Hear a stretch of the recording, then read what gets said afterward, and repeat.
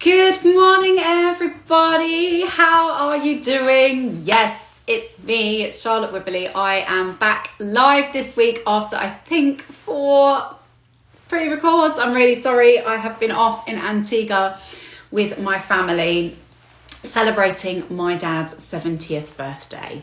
So today I am live and kicking on Marketing Matters with the wonderful Nicola Rowley. So Nicola Rowley, how do I describe her? She's fabulous. She is one of my fellow masterminders, but she is also a PR queen. What she doesn't know about PR and storytelling and all that sort of stuff is not worth knowing. So she's coming in to talk to us about strategic storytelling. Now, I'm just going to check if she is online. Let me see. Bear with me. And then we can get her on. Hello, lovely Laura. How are you doing? I'm also thinking that the poor Nicola is probably going to be sick to death of me because last Thursday she came into my membership group to talk about the power of PR. See, I've even got her lovely book here. It's amazing, by the way. If you haven't read it, you need to get your hands on it and read it. She came into my membership last week to talk about the power of PR. Hello, Katie. How are you doing? She's here now. She came into my membership last week to talk about the power of PR, and then she also had a call with me yesterday where we talked about my story. This is part of my DI mastermind, and we had just the best chat. I mean, that's me saying this, but we just had the best chat about my my business journey and the things that drive me. And really, Nicola's so great at getting to the bottom of, really. It says Nicola's unable to join. It's really, she's great at getting to the bottom of your story and also telling you those things that you might actually overlook in your own story, but she's really great at helping you to understand really how those can be positioned. Now, let me see. Nicola, I can't seem to add you, my dear. I'm just going to see if I can. I've invited you to join. Let me see if I can get you to do this. Invite. There we go. Oh, Laura, thank you. You love my shirt. Oh my God, thank you. Oh, she's here. Yay! Hello. Hello, how are you? I'm good, thank you. It was coming up going, Nicola can't join. So I was thinking, oh, bums. It wasn't join. I don't know why. It was just giving me like a kind of no option to join. But I'm here now. That's all. Hey, how are you doing, my dear? I am very good, thank you. How's your morning? Yeah, not too bad. I was just telling people that you're probably sick to death of me because you did a live in my group last week. Then we had a good old natter yesterday. Now you're coming, so you're probably thinking, oh my goodness, had enough.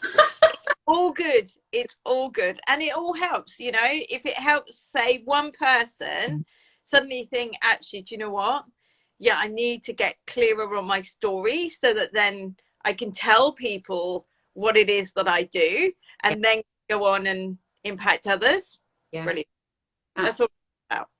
That's what it's all about. Absolutely.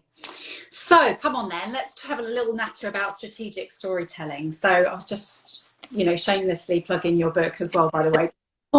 You can. Thank you for that. For me, it's all about storytelling. I mean, gosh, like way back when I was 6, I wrote my first ever story, and it was about a cat, a witch, and a spaceship. And you're probably, well, hang on a second, what on earth has that got to do with PR? In fact, it's got everything to do with PR, because at that moment in time, I started writing and I couldn't stop writing. And the teacher was just like, what is going on here? And that story ended up being more than 1,000 words long. And the reason why it's such a defining moment is because I still remember how I felt in that moment, and it was the thing that I always wanted to do. I wanted to be able to tell stories and go on and be able to tell other people's stories, and in effect that's what I now do. But it's taken a while to actually get to that point. So trained as a journalist, worked as a journalist nationally and internationally for 12, 13 years. Again, because I wanted to be able to tell stories. Yes. But somewhere along the line, I kind of lost track of all of that. And you know what it's like life happens. And, you know, I found myself being a entertainment reporter for BBC Three. And so I used to stand out on a red carpet with a microphone and talk to celebrities. And that was great, but I couldn't see me doing it for the rest of my life. And also something was missing and I couldn't work out what it was. And it was only when I went into PR, and actually when I started my own business, that I realized actually I can help people with the storytelling, and I can change things for people and be able to, through like wrapping everything into a story, you are able to resonate more with people, have a deeper emotional connection with people, and because of that you're able to go on and impact their lives, because it may well be that there's a moment in your journey that they can resonate with, or it may well be something you've been through or something that you do that means that you can help them. And that's what it's all about. And I think so many of us go into business and we kind of go, right, okay, I want to help people, but then we forget to actually tell them how we can help them and what it is that we do so that we can actually reach them. But PR is I think it's a brilliant way to have that deeper connection with others.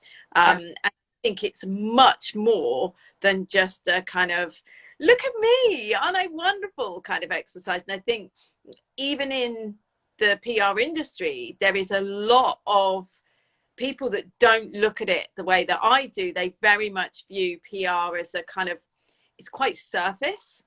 Yes. And it's very, it's quite shallow in its, you know, oh, I can get you coverage for that. I can do this for you, or I can do that for you. But actually, it's never about us and it's never about you. It's very much about the people that you can actually go on and have the impact with and on. And that's the difference.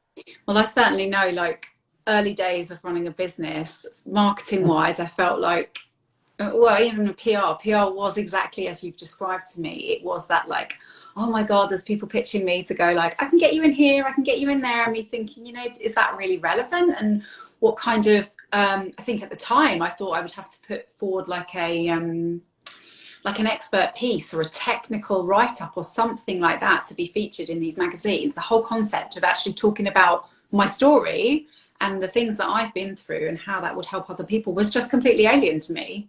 Completely alien. But I was just saying before you came on live that we had that session yesterday, and suddenly you start, you know, you ask so many great questions, and suddenly you start talking about your story, and whether you realize it or not, there are things and moments and things that you've done and actions and outcomes that actually will resonate with someone else and are an important part of getting, you know, or helping that person, but also getting them to know you and what drives you in the business. Yeah, definitely. And I think no journalist is really going to write about, hey, Charlotte runs a marketing business and she's to launch. They're not going to write that. But you can still get that across and you can still convey all of that, because what you have to remember is that PR is like a trail of breadcrumbs. So if you manage to get your website mentioned at the bottom of the piece, or what it is that you do, even if you just manage to get that, if someone's interested, they're going to come and Google you and they're going to come and find you. And then from there, the most important thing, the thing that you want to talk about, that's what you want to have on the front page of your website. So for me, if you go to my website, the number one thing that you first see is that there's a wait list for my membership and then the book. So it's like the most important things that you want to be able to get people into your world. Or perhaps you've got a course going on, or perhaps you've got a podcast that you've started and you want more listeners and you want it to be out there more. It's working out what it is that's really important, and then that's how you can get them. You can't really be going to people and saying, oh, can you just feature this freebie that I've got going on, or this or that, or whatever else it is. It doesn't really work like that. It might work sometimes for podcasts. You might be able to give things away. But on the whole, you need to have your website, and your website needs to be like your shop front, and that's where you're directing people to, and that's how it can work. But also, whenever you speak to a journalist, or whenever you're doing interviews, or you're planning to do interviews, think about the outcome that you want from that interview. What are the messages that you're going to convey as part of that? And that preparation before you even go in and you speak to a journalist is absolutely key, because it means you won't end up with a wasted opportunity. And that is so frustrating if you go in, you secure an interview, and then you start talking to the journalist, and the journalist doesn't really ask you the questions that you thought they were going to ask. That happens a lot. And you answer all the questions because, you know, you're giving them the answers, and you're being really good, and you're probably oversharing as well. Yes. Not to do. Because if they're good at their job, they will get things out of you that you hadn't necessarily thought you were going to say. And you get to the end of it, and then you're like, but I didn't get a chance to say anything that I wanted to say. And then you go away and you just go, well, PR's, yeah, that's never going to work for me. And then you walk away from it. Whereas if you have gone into it, you know exactly the kind of thing that you're looking to get from it. And as you're talking to the journalist, even though they don't give you the opportunity to necessarily talk about the thing that you wanted to do, if you weave in one of your key messages, when someone is reading that back, they will subliminally look at it and be like, that's how they can help me. Now, it works on quite a subconscious level, but it works. And it's a really kind of like key way for you to be able to say, look, I said exactly what it is that I do. They've got a way to be able to find me. That's it. That is where PR is, like, literally, that's like the sweet spot for all PR, really. Yeah. No, absolutely. And you know what? I feel like lots of entrepreneurs, particularly in their earlier days, probably write off building PR into their sort of marketing strategy because they just aren't sure how to get started with it. As in, they look at it and go, well, how would I ever get featured in these things? I don't know what angles to put or any of that sort of stuff. So kind of, have you got any advice around that? Yeah, I think your number one thing is you've got to work out what your story is. So there are lots of different things that you can do. So number one, know your ideal clients. We hear about that all the time. We're kind of like, well, hang on a second, why do I need to know my ideal clients? All you need to know is it doesn't have to be like completely niche down, like the person that shops here or does that there, but have an idea of who your ideal client is and where they're hanging out. So where do they get their news from? Is it on the radio? Is it on the television?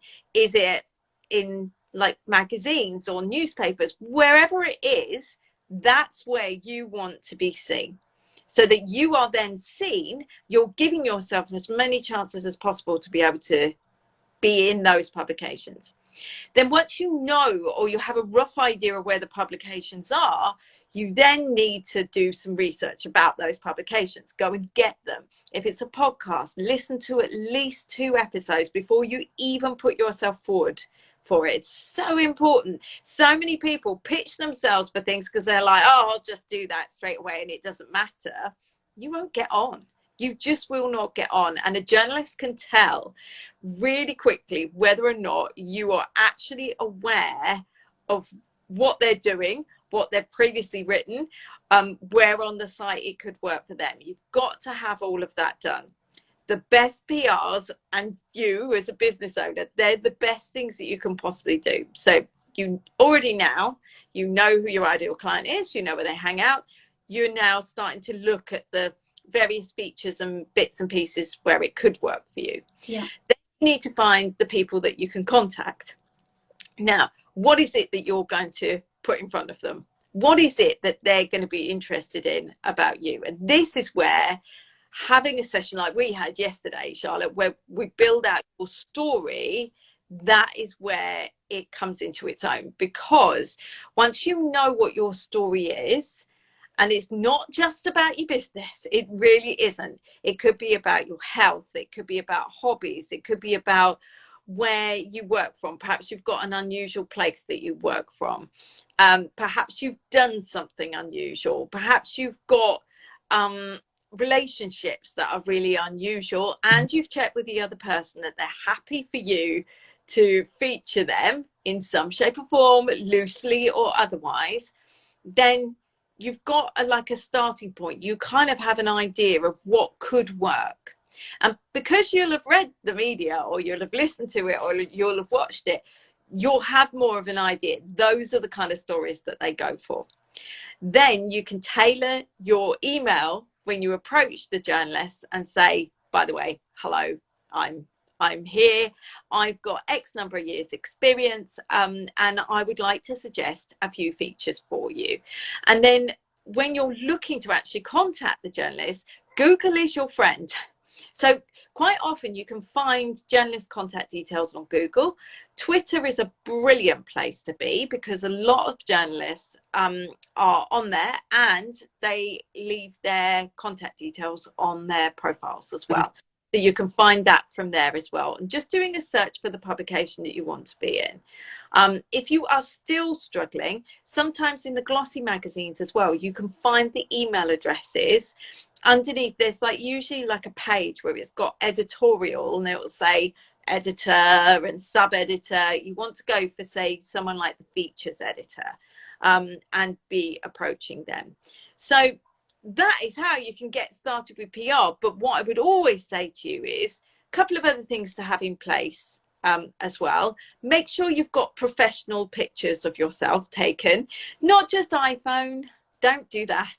Have professional pictures of yourself. It's really important, because pictures can make or break a story. It absolutely can. It's the difference between you getting in and not getting in, or being featured more widely, or just having a small little amount. Yeah. And then the other thing is, have a professional looking website. Now, with the wonders of Squarespace, it is perfectly possible for anyone to build a website. Like a one-page website is all you need, but for something to look professional. Now, I built a website last week or the week before, for one of my clients. If I can do it, and I'm not technically minded, anyone can do it. I did that. Honestly, it's really easy, but it looks professional. And that is what you need, because if journalists start to contact you, they're going to be if they're doing their due diligence, they're going to look you up, and they'll need to see that you are professional and you do what it is that you say that you do. That's such a good point. So it's not even just thinking about the story or approaching the press. It's about thinking, actually then having your house in order, so that when those people are checking you out and working out whether they can feature you, they look and see a professional business owner and, established business that actually is credible. Yeah. Because if not, if you don't have that, if all you've got are some grainy pictures that were taken by, I don't know, your cousin or your husband or whatever, and, half your head's missing or whatever, it's never to work in the same way as someone else who's clearly got professional images already taken. On the website, it's really clear what it is they do, how they can help people, and how they're an expert in their field. And all of us can do this in a really easy way. It's just understanding how a journalist thinks. And because obviously I was a journalist, I know this is how they think. And if they're doing their job properly, they really should be checking out who you are. Now, it may well be that they may well feature you, but you, for whatever reason, you haven't quite got round to putting in place. You might have a lovely website, but it's not the right website, as in the URL. So it's kind of say you get featured in the Sun, for instance, and it's a really big deal if you get featured in the national media. And this is it can be a game changer for your business, but actually people find it hard to find you. You need to get that URL sorted beforehand as well. So maybe you've started off as one name for your business, you've been meaning to change it over. It takes seconds to be able to do that and to change things. You need to get that done. I did have this happen actually quite recently with a client, and I had said to her, you need to get that changed and your business should be your name. She didn't change it, and I don't know how easy Mm. as she has been for people to find her, because when you type in that name of that website, someone else's business comes up. Oh so my. be really, really careful, because they had the .com and she's got the .co.uk. And again, this comes down to doing all of that due diligence, which you need to be doing right at the very beginning when it comes to, this is my business, this is like my trademark, I'm trademarking this, so I've got it. And always get the .co.uk and the .com for any URLs for your website. It's really important you've got that, because it will just protect you. Yeah, as a serial domain shopper, that speaks to me, by the way. Yeah, I'm really bad. Like, I suddenly have an idea. I know I'm going to go off and do this. So I've got .uk, .coms for loads of different things that are always coming around. And I'm like, right, okay. But at least I've got them. And Yeah. that's the most important thing, because at the end of the day, you are more protected that way. Yeah, and actually the trademarking is a really good point as well. I've had this recently where there's, you have a term or a name of a talk or whatever it is that you are using, or the name of a feature even, that actually somebody else could be potentially using as well, and it's always first to trademark. So I am, just like I am with domains, I'm a serial trademark applier as well. So every single important term, or particularly your business name, if it's not your name, get it trademarked right at the beginning so that you have that protected and nobody else can use it. Yeah. So are there any big no-nos when it comes to PR? I mean, guess particularly when it comes to people pitching to the press, are there any big no-nos? Loads upon loads upon loads. And do you know what? What's really interesting is that PRs get it wrong as well.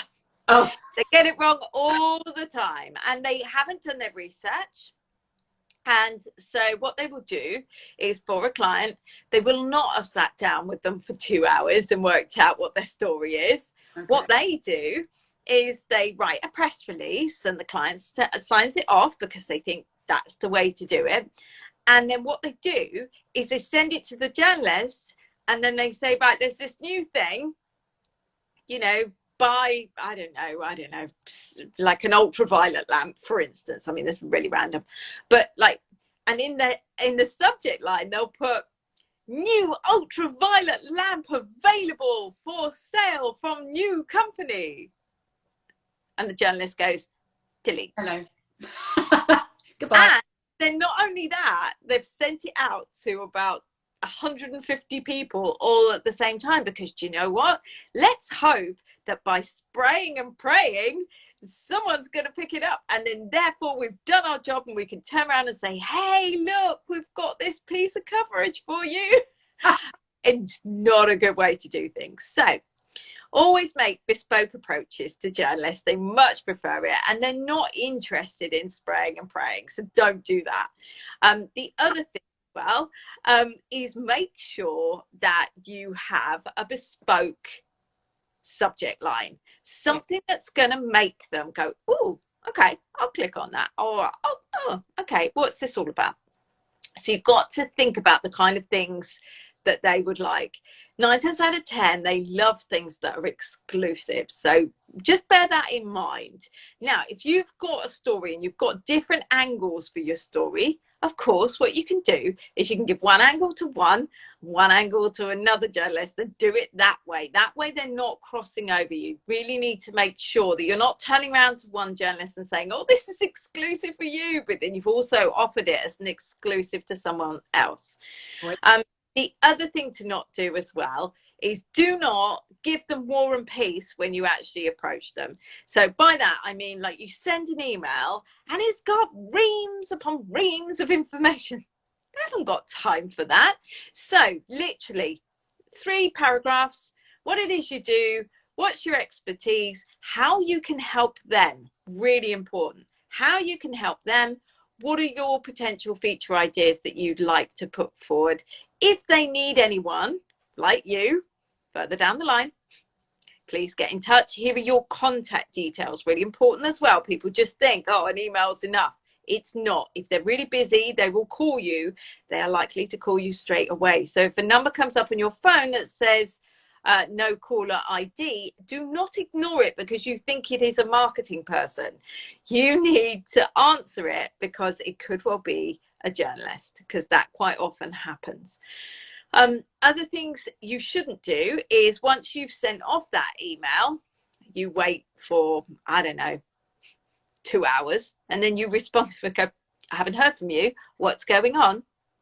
And then you send another one, I haven't heard from you, what's going on? Yeah, please don't do that. So basically, if you haven't heard back within the first kind of 48 to 72 hours, you can follow up, but only once.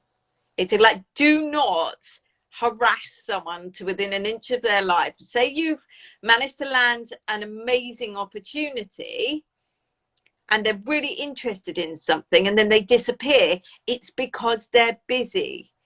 If they have said that they're going to do something with you, 9 times out of 10 they are. It's just that they need to work out timings or something else. Absolutely can put your hand up and just say, just following up on this, are you still interested? Question mark. In a really lovely, polite, professional way. Do not harass. You will be put on a blacklist. And believe it or not, journalists do have blacklists, and they do like keep people in them, especially if you agree to do an interview and then right at the last minute you turn around and you decide that you can't do that interview. It doesn't matter what's happened, you have to be available. Do not waste a journalist's time. They remember and they don't take kindly to it. Normally they don't tend to work weekends, so if they have set aside a weekend to interview you and then you don't turn up, it's not great. It's really not great. Treat a journalist how you would want to be treated. That is probably the best way to do it. And if they're working to a deadline, make sure that you meet that deadline. You do not run over, you do not send something late. You won't be included and someone else who is likely to be a competitor will. So just really bear all of that in mind. There's a lot there though, Charlotte, so they've got an awful lot of tips. It's like gold dust, and I have to say, whether it's right or wrong, I've written down spraying and praying as a comment. Loving that. Yeah. Really pray. Do. And PRs do. A lot of PRs, because they're just, you know, when they come into it, they're like, oh my gosh, you know, I need to get coverage for this client, so I'm going to panic and this is what I'm going to do and this is how I'm going to do it. But it rarely works. Yeah, no, I can imagine. I can imagine. Guys, if you have any questions for Nicola, by the way, while she's here, please put them in the comments. This is us holding her captive. So, I mean, this all fascinates me, as you know. I'm obviously just at the start of this journey because we had our call yesterday where you were talking to me about, well, basically what Nicola did was fired a load of questions at me, but really good questions and not really business related questions, which I absolutely loved. And it was one of those things where actually at the beginning, I thought I wouldn't have very much to say, and I'm sure you'll agree. At one point she had to say, look, you just need to slow down because you're chatting too quickly about stuff. So, you're right, fast. Say again. You were right. You're right, so fast. I was like, my hand was like, oh. Sorry. So I guess my other question is, if people like me either are unsure of their story or potentially are sat there thinking, I don't have a story, I don't have something to tell people, I don't have something of value to tell people, how can they get started like delving in and uncovering that story or realizing that they've got that thing that is important for them to say out to other people? It is difficult to try and do it yourself. I mean, what I would do is sit down with a piece of paper and almost like a spider chart, I would put in the middle the word me. And then off of that, I would have little arms coming off it, like the spider legs. And then literally do hobbies, career, relationships, health, other. And then start writing down all the things that you think will make you different, things that only you've gone through. And this is the beauty of your story and understanding your story, because once you kind of have it, no one else is ever going to have that story. No one else will ever have that lived experience like you have. So it is an amazing way for you to be able to start, oh yeah, I forgot about that, or I wonder whether that could be of interest. And if you need a sense check, like ask someone closer or closest to you, not necessarily like in your business, but ask someone else and just say, like, is there anything interesting that you think that I've done that you think's been a little bit out of the ordinary? Sometimes it's really hard to spot these things for ourselves. And then if you're still getting a bit stuck and you're still not sure, then find someone like myself who can help you write your story. Now, this isn't a long truncated media bio. This isn't something that you attach to any emails that you put forward to journalists. That's another big no-no, by the way. Do not attach things to emails unless they ask you to do so, because 9 times out of 10 they're not going to look. And I remember a journalist telling me that someone had sent them like a pitch, and they'd put loads of links and said, read my blog here, or look at this bit here. They're never going to do that, and they never did, and then they deleted. So it's understanding the angles. You've got to think about the angles. Is there a news hook? Is there a reason why they should be running your story then? So that's where awareness days and awareness months come in. I think we've had a question as well. Seen it. Asking about whether you approach journalists or editors, please. So what I would always do, like if you're going for like a feature piece, I would go for the feature editor. If you see someone with the name commissioning editor, all the better. Commissioning editors are the people that actually commission the pieces. So they're the ones that you go to who are going to say yes or no to a piece. Often the final decision, but you have to remember, the final decision will lie with the editor itself for the publication or wherever else you're going for. So if that is the case, quite often the journalist can sound hugely enthusiastic about something and be like, oh my gosh, I really love this, and I'm going to put it forward to see whether or not we can do it. And you get really excited and you're like, oh my gosh, I've got coverage in this. No, you have to wait. Always wait, and never get overexcited about a piece of coverage until it has actually appeared, or you've done the interview and it's actually there. Because sometimes you can even do interviews and it doesn't make it into the publication. I've had that happen so many times, where a client of mine, well, you know Lisa as well, she had, I think she's had it done twice, 3 times maybe, where she's had photo shoots. Actual photo shoots where the publication has sent out a photographer, they've sent out hair and makeup, and then it didn't run. At that point, it was all the time. The shoe-in, wouldn't you? You think that by the time you've had all of that done? Yeah, no, never ever say. And I got caught out like this right at the very beginning when I first was publicizing my first children's picture book. I got so excited that I was going to be in the Daily Mirror. It was a really big deal for me, and I was like, oh my gosh, I'm going to be in the Daily Mirror, this is amazing, and told everyone, and then it wasn't there, and I was like, oh, what happened there? And literally the editor came to me, she said, I'm so sorry, it'll be out next week. But by that point I just couldn't bring myself to tell anyone, so I didn't. And then when it was there, then I could go, ta-da! And that's a much better way to do it, rather than running around telling everyone that, you know, hey, I've got all this coverage, or I'm going to be on such and such. Until it has actually started or happened, don't tell anyone. You need to make sure it's actually going to show. Yeah, because things change. You know, there's breaking news. There's, you know, other stories could come in that have got a stronger news hook for that date, and they get pushed. Yeah. Okay, so the advice there is wait till it's actually physically in whatever it is that you think it's going to be in before you actually go out there and tell the world that you're in it. Yeah, definitely. Amazing. Well, look, Nicola, do you have any other things you want to cover off? I know you've got a fabulous quiz on your website, haven't you, which is all about PR. So do you want to tell us a little bit about that? Yeah, so if you're at the start of your PR journey, or maybe you're further along and you've already got some PR, but you want to know how ready you are for PR. Have you got all of your ducks aligned? Do you understand your story. Is there something that could be missing? And it could be a missing piece of the jigsaw puzzle.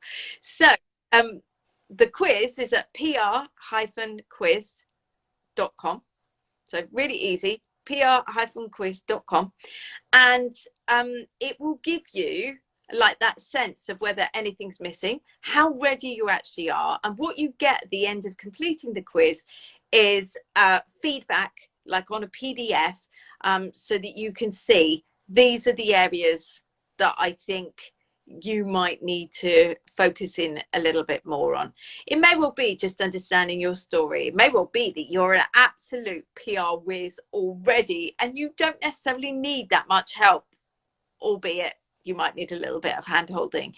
But either way, it gives you that indication so that you know one way or another. Perfect. Yeah, definitely check it out. If someone's put it, I'll definitely check it out. Nicola, this has been amazing. I've actually been writing notes as we've been talking as well for me, but I'm sure for everybody listening, this has been like blown their mind in terms of, oh, look, my fabulous VA, Laura's already put your quiz link up. Oh, thank you. Yeah, it's really straightforward. It's really easy. And it will take you, 5 minutes to do? So if you're thinking that PR is important for you, I think Cara's just joined. Yay. Hi, Cara. If you're thinking that PR is a good way for you to get going and you're kind of like, you know what, I do want to be able to say I have been featured in these publications, or I've been like here, there and everywhere, it's worth just taking the quiz, because then you can work out what you need to do to just get going, basically. Sounds amazing. Look, and guys, if you are sitting there thinking you don't know how to uncover your story, I can't recommend a session with Nicola enough. So, you know, if you're sitting there stuck and thinking you've got nothing to say, definitely book in with this lady and she'll get you chatting for longer than you're meant to, as I did. Oh, it's very good, like with these sessions. But the thing is, I guess because I approach it from both sides, that's why it works. And this is like, and the journalists come back to me and they're like, oh my gosh, why doesn't everyone else do this? But it's because it's with my journalist hat on and my PR hat on, and I've got both hats on all the time. Someone says it always feels weird about saying that I'm in this magazine because it's actually my magazine. At least you know you're always in it. Yeah, well, exactly that. And what we have to remember, number one thing to remember about PR is it's not about you. And that is like, that's the biggest thing that you can take from this. It's that whole kind of, hang on a second, of course it's about me. I'm talking about me and I'm talking about my life. You are not in it for you. You are in it to reach the person that needs you most. And when you approach it like that, it becomes less scary. It becomes easier to kind of like, you know, align with things. Do I get used to the fact that if I put myself forward for something, that all of a sudden I'll open up a magazine and I'm in there? No, I look at it and go, oh dear Lord. Right, okay, there I am, fine. Close that up, thanks very much. But I'm still talk about it because I think it's really important that I also talk the talk and walk the walk, so that people know that I'm not just telling them to get visible, I also do it, and it's not something that comes naturally to me as well. So yeah. No, I hear you. It's like when you see yourself live on something and watching it back is cringeworthy, but you're exactly right. In the marketing world, how can we talk about getting visible if we aren't prepared to show up and be live and visible as well? So I totally hear you on that. Absolutely. Well, look, guys, if you've got other questions for Nicola, she's on this live. You can find her on Instagram here. But I just want to say, Nicola, thank you so much for taking the time out to talk with me again today. And I'll be back next week for Marketing Matters with my friend Mary Ann Smith, and we'll be talking about genius leadership. So if you guys are around next Wednesday at 11, come join us for that. Thanks, everybody, for joining. Thanks, Nicola. Thank you. Bye, guys. Bye.